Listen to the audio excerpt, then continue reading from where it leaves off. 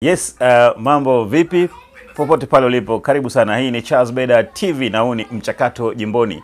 Mchakato Jimboni inakupa fursa popote ulipo kuweza kupata habari mbalimbali kuhusiana na masuala ya uchaguzi. Na tunafahamu kabisa sasa hivi tuna uchaguzi mkuu ambao unakwenda kuchagua viongozi mbalimbali. Tunaenda kumchagua mheshimiwa rais, waheshimiwa wabunge na waheshimiwa madiwani. Sasa leo katika Mchakato Jimboni tunaangazia kata ya Kisongo. Kata ya Kisongo ni miongoni mwa kata 27 zilizopo katika jimbo la Arumeru Magharibi, ama unaweza kusema halmashauri ya Arusha DC wilayani Arumeru Kisongo.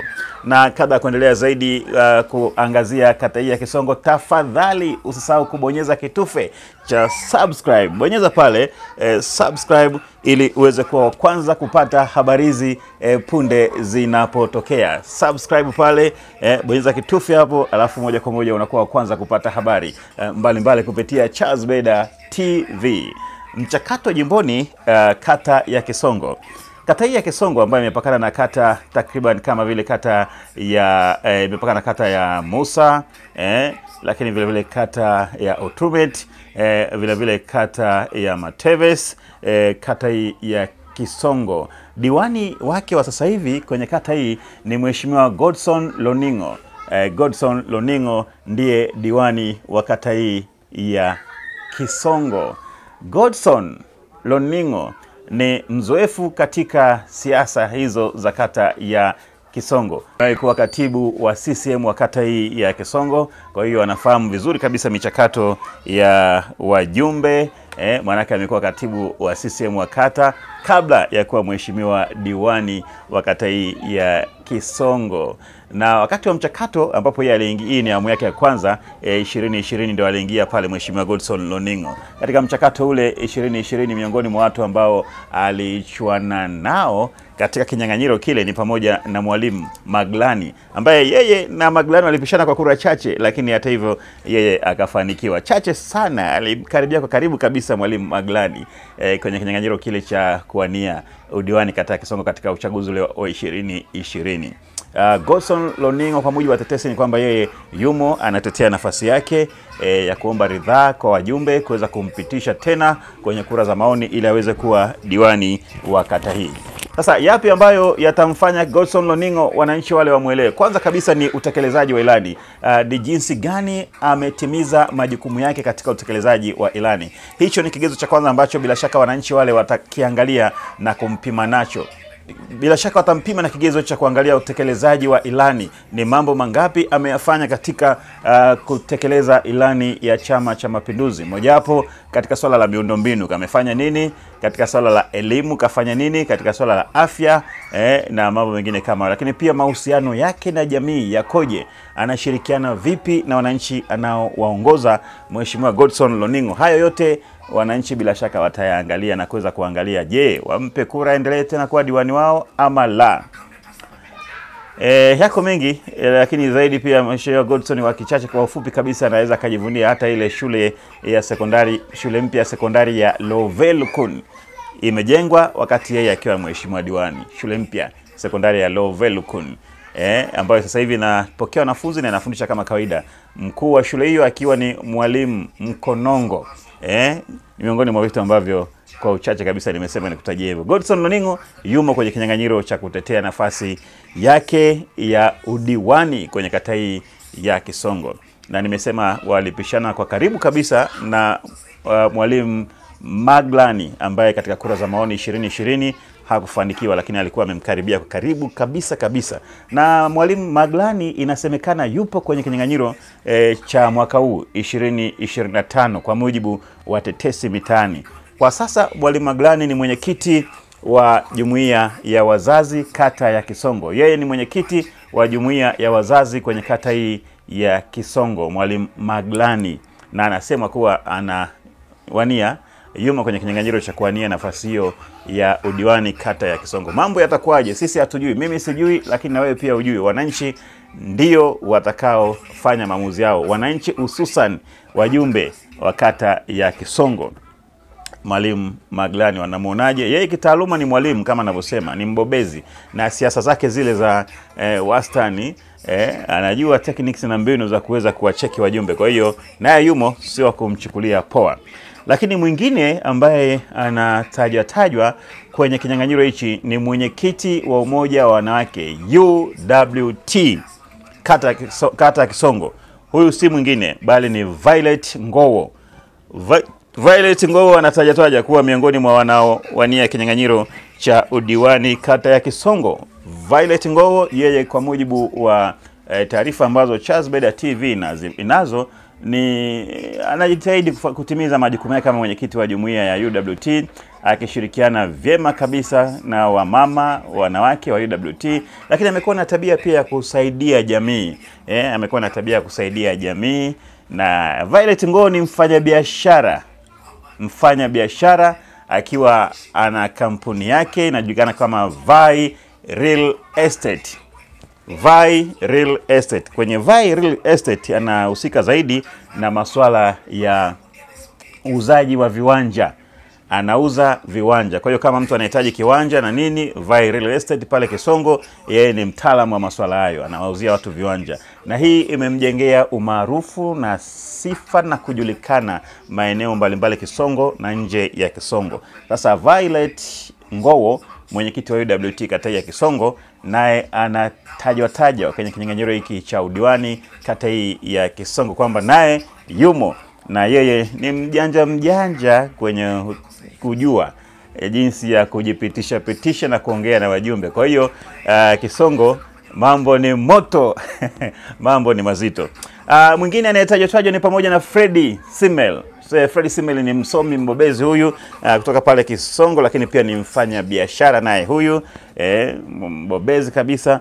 Freddy Simel naye anatajwa, na katika ile shule mpya sekondari ya Lovelukun, naye ana mchango wake mkubwa katula kusaidia ujenzi wa shule ile. Yeye ni miongoni mwa watu ambao wali support wakati ule wa kusaidia wananchi, kutoa misaada na nini kuhakikisha kwamba shule inajengwa ile. Naye ni miongoni mwa watu wanaotajwa kwamba alisupport katika kusaidia harakati za ujenzi wa shule hiyo ya sekondari Lovelukun. Freddy Simel anatajwa kuwepo kwenye kinyang'anyiro hiki cha udiwani. Ni msomi mbobezi huyu.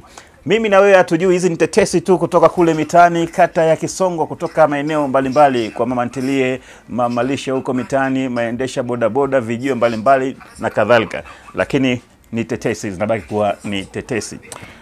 Naam, tunasonga mbele. Mwingine anayetajwa kwenye kinyang'anyiro hiki ni pamoja na mwenyekiti wa kata hii ya Kisongo. Mwenyekiti wa CCM kata ya Kisongo, huyu si mwingine bali ni Kesi Lukumai. Kesi Lukumai naye anatajwa kwenye kinyang'anyiro hiki. Kesi Lukumai lakini kwa sasa hivi amekuwa kimya, na inasemekana ukimya wake na yeye mwenyewe na wananchi wanaoongea kule, kwa mujibu wa tetesi, ni kwamba yeye kuna mtu yuko anaona kwamba huyu anastahili kuchukua nafasi hii ya udiwani. Kwa hiyo yeye anaona kama vile akae pembeni hivi, asiingie, awachie wengine, lakini yuko na yeye atasapoti wale wengine watakaoingia, na yule ambaye yuko ndani ya moyo wake bila shaka atamsapoti. Ni yupi mimi sijui na sitamtaja wala simjui, lakini kuna mtu ambaye anaona yeye anaweza kaendelea, anaweza kaa hivyo, ama kaingie mwenyewe ama asiingie. Basi hizi ni tetesi tu kuelekea uchaguzi mkuu wa mwaka huu. Mchakato jimboni hapa Charles Beda TV. Anamsapoti nani? Kesi Lukumai anamsapoti nani? Je, ataingia mwenyewe? Je, hataingia? Sijui, hatujui, tusubiri na kuona. Lakini mwingine anayetajwa na bila shaka huyu ni mbobezi wa siasa katika wilaya ya Rumeru na chama na serikali. Ni nani huyu? Tafadhali, kabla sijakutajia huyu, naomba bonyeza kitufe pale cha subscribe Charles Beda TV, subscribe pale, bonyeza pale wa kwanza kupata habari hizi punde zinapokuwa zinatokea.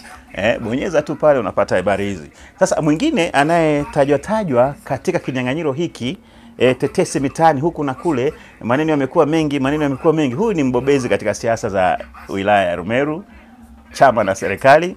Amekuwa yeye ni mwalimu kitaaluma, namzungumzia Olegwanan Simon Ole Saningo. Simon Ole Saningo Olegwanan. Yeye kitaaluma ni mwalimu ambaye yeye aliingia katika ajira ya serikali akiwa ni mtendaji. Alikuwa mtendaji, lakini baadaye amefanya kazi hiyo kwa muda kadhaa, miaka kadhaa, baadaye akasema hapana. Si mwingine, huyu ni Olegwanan Simon Ole Saningo. Simon Ole Saningo. Yeye ni miongoni mwa watu wanaotaja kule katika vijiwe vya bodaboda mitaani, Olegwanan kwa usemi mbalimbali. Simon Ole Saningo anatajwa kuwa ni miongoni mwa watu watakao jitosa kwa nia udiwani kata hii ya Kisongo. Na Simon Ole Saningo yeye ni mbobezi kama nilivyosema kwenye siasa za jimbo la Arumeru Magharibi. Yeye kitaaluma ni mwalimu mwajiriwa, ambapo baadaye alikuja kuacha akaingia kwenye masuala aliingia kwenye ajira ya kuwa mtendaji. Alikuwa mtumishi huyu mtendaji, amefanya kwa muda kadhaa, lakini baadaye akaingia kwenye siasa ambapo aligombea udiwani kata ya Kisongo na akafanikiwa kuwa diwani kwa takriban awamu 3, hii ikiwa inamaanisha miaka 15 akiwa diwani wa kata hii ya Kisongo. Olegwanan Simon Ole Saningo. Lakini si hivyo tu, pia amekuwa mwenyekiti wa halmashauri ya Arusha DC. Mwenyekiti wa halmashauri ya Arusha DC. Hiyo ndo pia amekuwa kwenye nafasi hiyo, ametumika kwa takriban miaka 5 kama mwenyekiti wa halmashauri. Kwa hiyo ni mbobezi huyu. Lakini pia amekuwa mwenyekiti wa Chama cha Mapinduzi wilaya ya Arumeru. Mwenyekiti wa Chama cha Mapinduzi wilaya ya Arumeru, Simon Ole Saningo. Naye anatajwa huko na kule kwamba yumo na kama nilivyosema ni mbobezi huyu wa siasa zetu za chama na serikali katika wilaya ya Arumeru, na hususan katika kata yake hiyo ya Kisongo. Anatajwa kama kweli yupo, Kisongo itakuwa imechangamka kweli katika uchaguzi huu wa mwaka huu. Hao ni wale wanaotaja, na hizo ni tetesi huko mitaani. Wenyewe hawajasema chochote, lakini wanazungumziwa kwa mitaani kwamba wamo. Mimi na wewe hatujui. Watu wa Kisongo wanajua zaidi. Nani ni nani kwenye kura ya maoni, atapata nini? Tusubiri na kuona. Na tayari Chama cha Mapinduzi kimekwisha tangaza kwamba mchakato huu tarehe 28 mwezi wa 6 mpaka tarehe 2 mwezi wa 7 uchukuaji wa fomu na kurejesha utafanyika. Baada ya hapo maelekezo mengine yatatolewa na Chama cha Mapinduzi. Huu ni Mchakato Jimboni. Hapa ni Charles Beda TV. Tafadhali usahau kubonyeza kitufe cha subscribe ili uwe wa kwanza kupata habari hizi punde zitokea hapo. Bonyeza hapo subscribe. Kwa leo sina la ziada kutoka hapa Mchakato Jimboni. Asante kwa wote ambao tunaendelea kufuatilia Mchakato Jimboni na Charles Beda TV. Mimi sina la ziada, nikutakie kila laheri katika shughuli zako za kila siku. Asante na bye bye.